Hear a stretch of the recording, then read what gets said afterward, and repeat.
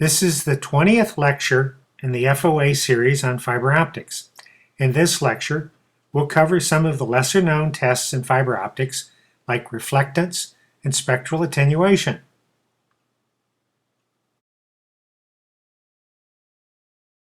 Most of the tests we'll cover here are used for specialized long-distance outside plant testing. In other words, will a very long link, tens or hundreds of kilometers, support speeds of transmission in the gigabits to hundreds of gigabits. The first test we'll talk about is reflectance testing. Reflectance is basically a connection test between two fibers, usually a connector, although occasionally a splice. It's sometimes also called optical return loss, but optical return loss also occasionally refers to a test of an installed cable plant that includes the backscatter from all the fiber. The easiest way to test reflectance is with a meter and source or an optical continuous wave reflectometer to actually measure the light reflected from a given connector under test. You can also test it with an OTDR if you have an installed cable plant, and it will not only give you a measure of reflectance, but will also tell you where the reflectance is in the cable plant. Reflectance occurs at a junction between two fibers, usually a connector, although it can be a badly made fusion splice or mechanical splice, where a small amount of the light is reflected back toward the source. Reflectance can affect laser sources and cause multi-path interference problems, basically building up noise in the link. So it's important to know if you have overly reflective joints, especially in high bit rate laser systems. One way of testing reflectance, generally used for patch cord testing, is using a laser source, a meter, and a coupler. You use a high-powered source to send a signal down through the coupler to the test point where you mate the connector you want to test, and the reflected signal coming back up is split into a meter which measures it. The coupler needs calibration for the split ratio, and it needs to have both a high-powered source and a very sensitive meter, because reflectance can be as little as 60 dB down from the signal. That's a part per million.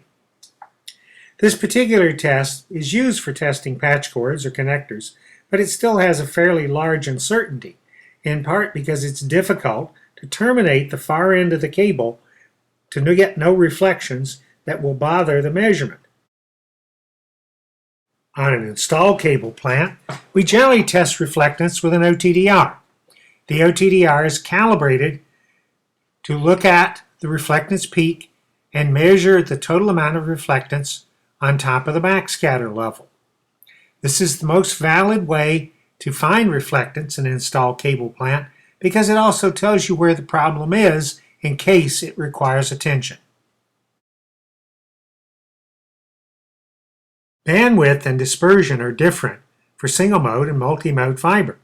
For single-mode fiber, we're interested in chromatic dispersion and polarization mode dispersion, particularly on long links after they're installed in the field. For multi-mode fiber, we're interested in modal dispersion and chromatic dispersion, but we only test it in the factory, not in the field. Chromatic dispersion can be very important in long single-mode links. The problem is the speed of light varies with wavelength, so the redder light travels faster and gets to the receiver first, causing pulse dispersion. Color differences, like the broad spectrum of an LED, suffer more dispersion, and lasers less so. But in a long single-mode length, chromatic dispersion can be a very important parameter to measure to ensure that single-mode fiber can carry very high bitrate signals. Also on long single-mode links, we worry about polarization mode dispersion. PMD is caused by the fact that the speed of light varies with polarization, and the polarization depends on the fiber ovality, the wavelengths, and stress on the fiber. And the latter is a particularly troublesome problem with making measurements in the field, because the polarization can vary with temperature or even wind stress on aerial cables. It's really a small effect, but it can be very important on long lengths at 40 to 100 gigabits per second. Wavelength division multiplexing uses multiple wavelengths of light to transmit signals simultaneously. The one thing that we need to ensure is that the fiber has low attenuation and, in fact, similar attenuation at most of the wavelengths that we're actually using for transmission. For that reason, we test spectral attenuation of the fiber. Wavelength division multiplexing systems can use the entire spectrum from 1260 to 1675 nanometers. And that includes the area in fiber where you normally have the water peaks. So particularly when you use CWDM, you need low water peak fiber.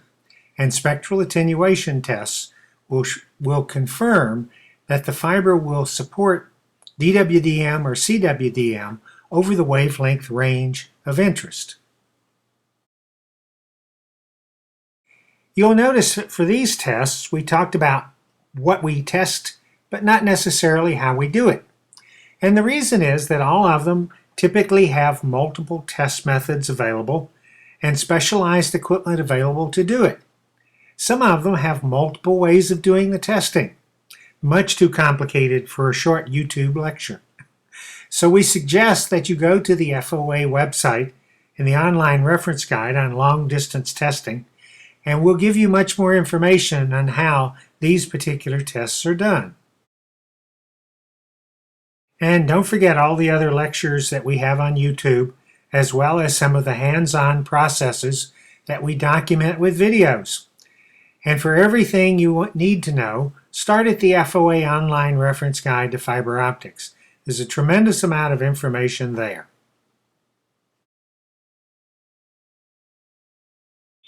We're the FOA, the Fiber Optic Association, the worldwide professional society of fiber optics. Please refer to our website for more information on the organization, as well as technical information on most topics in fiber optics.